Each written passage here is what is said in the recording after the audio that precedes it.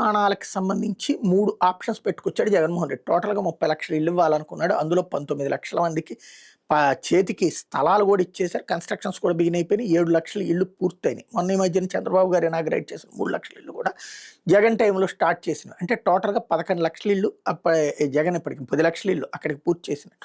ఇప్పుడు మరొక 5 లక్షలు వచ్చే ఉగాది నాటికి పూర్తి చేస్తామని చంద్రబాబు గారు అన్నారు. ఒక 15 లక్షల మందికి జగన్ టైంలో ఇళ్ళు వచ్చినట్టు. అందులో ఒక లక్ష దాకా చంద్రబాబు గారు కట్టుతానన్నటువంటి టిట్కో ఇళ్ళు కూడా ఉన్నాయన్నమాట. అందులో వాటిని జగన్ 50,000 అందులో పూర్తి చేశాడు. బాబు గారి హయాంలో మరొక 50,000 ఏమో పూర్తయినట్టున్నాయి. ఇంకా ఇవన్నీ కలిపి నడవబోతున్నాయి.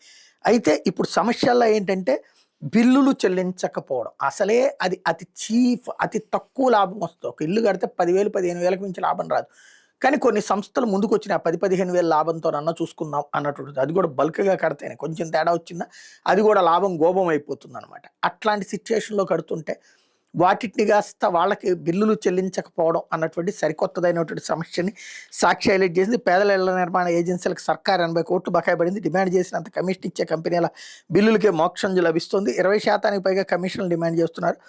ఎల్లో గ్యాంగ్ దందాతో ముందుకు సాగని ఆప్షన్ 3 ఇళ్ల నిర్మాణాలు అన్నటువంటిది హైలైట్ చేసుకొచ్చింది.